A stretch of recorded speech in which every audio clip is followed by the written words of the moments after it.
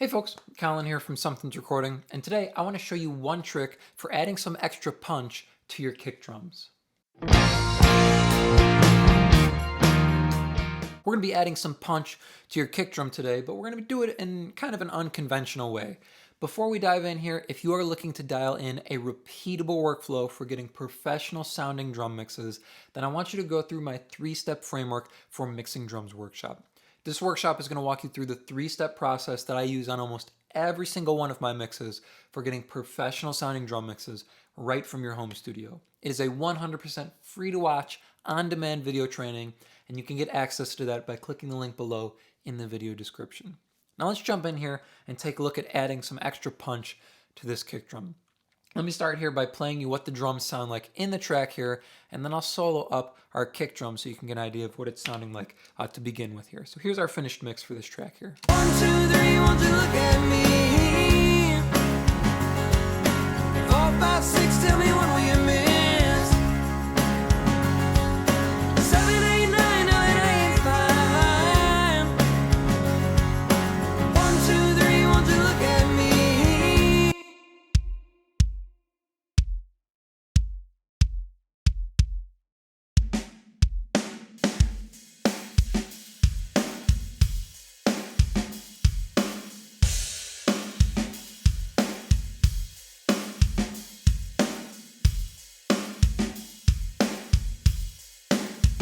It's a good sounding drum kit, good sounding kick drums, got a lot of nice low end to it. It's got that click on the top end that we need, but I want it to have some extra punch and some extra emphasis each time it's hitting there, because you can feel it's really driving the track forward. Take a listen to its relationship with even just the snare drum in the track.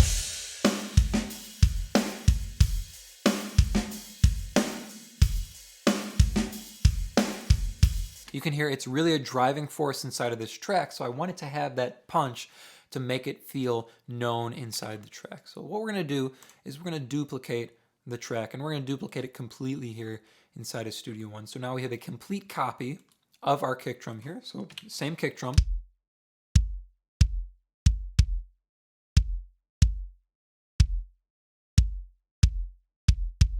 And what we're going to do is we're going to add some punch, but we're going to do it in an unconventional way here with kind of a strange tool. We're going to pull in, where is it at? The expander. We're going to pull in the expander here inside of Studio One. And we'll go fastest attack, fastest release here. We'll pull the range all the way down. We're going to make it kind of aggressive here. And I'll dial up the ratio to about 6 here. And we're going to tweak our threshold here to only get that top end punch from our kick drum. So we're going to isolate the attack here on the kick drum, but using a gate here. So take a listen, and I'm going to dial up the threshold. You can hear how our kick drum changes.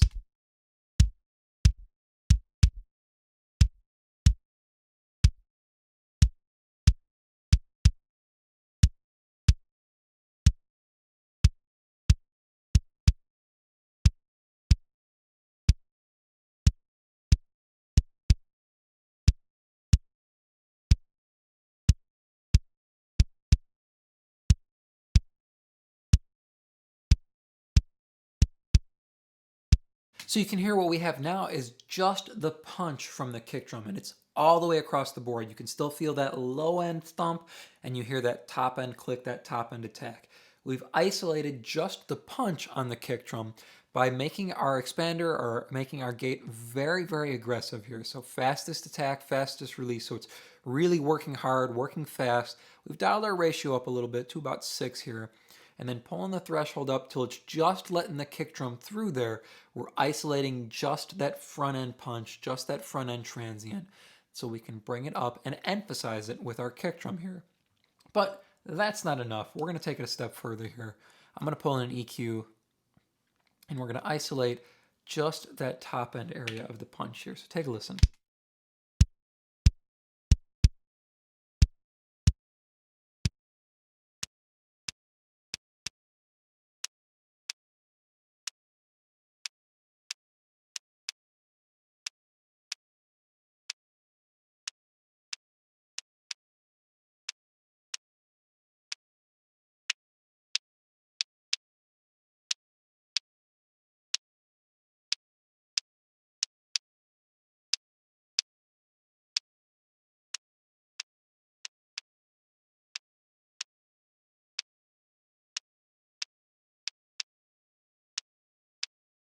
So now we've got that top end element. I'm gonna show you what it sounds like if we leave the low end too in a second here.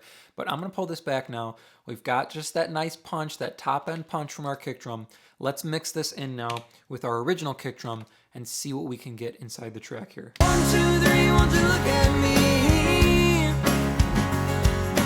4, 5, 6, tell me when will you miss? 7, 8, 9, no it ain't fine. 1, 2, 3, won't you look at me? 4, 5, 6, tell me when will you miss? 7, 8, 9, no it ain't fine. 1, 2, 3, won't you look at me? 4, 5, 6, tell me when will you miss? 7, 8, 9, no it ain't fine. 1, 2, 3, won't you look at me?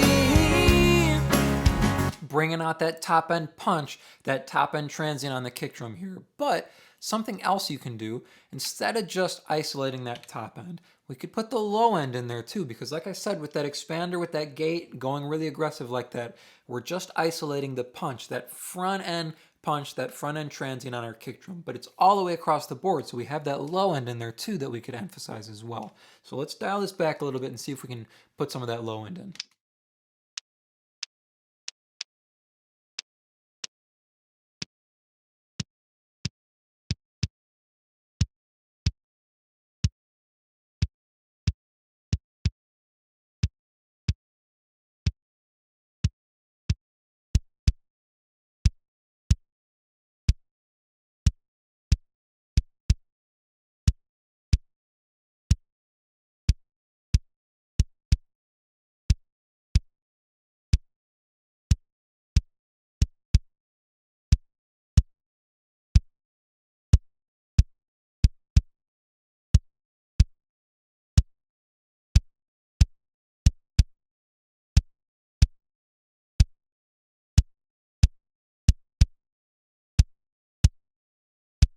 So now what we've got is we've got this ridiculously punchy, transient driven kick drum sound. So we've isolated that punch or emphasized it using the expander here.